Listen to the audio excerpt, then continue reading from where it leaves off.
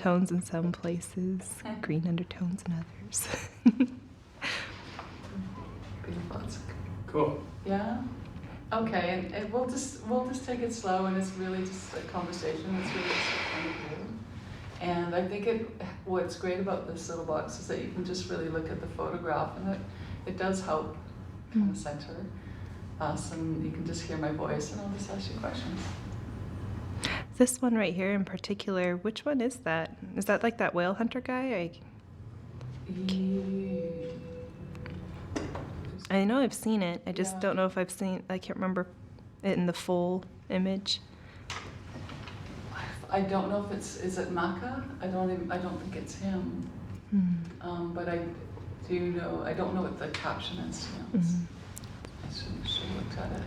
I was just curious, because I know I've seen this. I just can't remember where. It's in this area of Edward's portraits, volume 9. Oh, wow, you've really been looking at a lot of these. Whew. Yeah. Okay, I'll stop. Okay. That's great. Okay. I'll start rolling, you guys can chat. So I'm just going to ask you to probably introduce yourself and where you come from. Is it going now? One second, not quite. let me just check.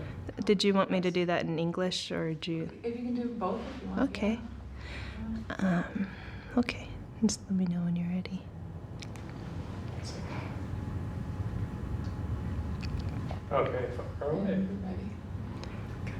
Noa perse tsidsta, Cynthia perse sistas, at tsidskois alaquab tistas, atidbad to ach at silkrabj. My name's Noelle Purser. I'm the daughter of Rob and Cindy Purser, and I'm from Suquamish. Awesome. Very nice.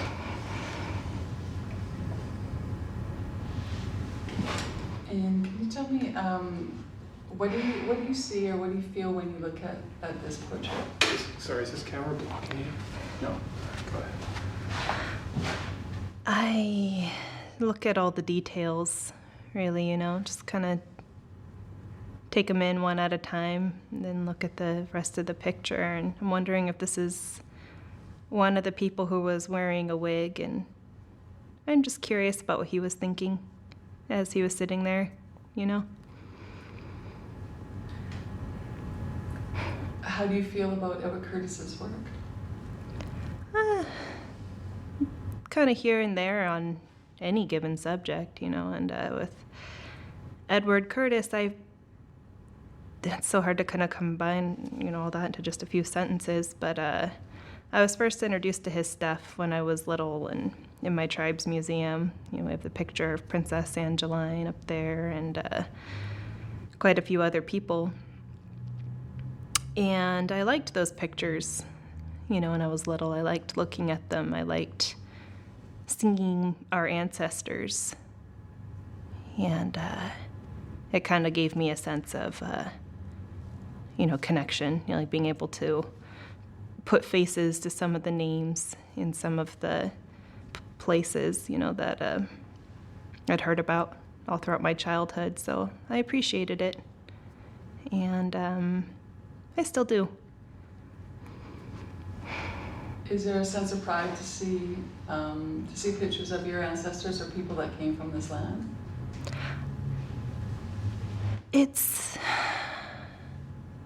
I like seeing Indians anywhere, because it's kind of a rare thing anymore. And one of the first things I do when I go somewhere new in North America is I look for the nearest indigenous community, so that, I know if there's a natural disaster or something, where I could escape to, where I'd most likely, survive. And I like to see the people who came before from all cultures. I like to study history. And it's nice. It's nice for me to see, indigenous peoples, and not in a negative light, as they often were cast back then.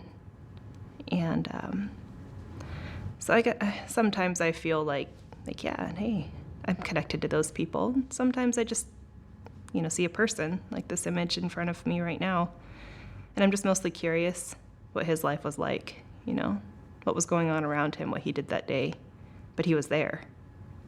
And that's just kind of amazing to me. Do you think there's negative things about the work that Edward Cornelius did, or how he did it? I think all of that, I think all of that's contextual. You know, anything positive or negative, it's always in context. Always. And I'd say there's probably very few things humans collectively, you know, agree on is good or bad. You know, and those are people who have consciences, you know, anyways, you know. There are some things, you know, I have noticed that I feel I don't like seeing that have been a result of, I think, not just Edward Curtis's work, but other ethnographers and photographers of the era.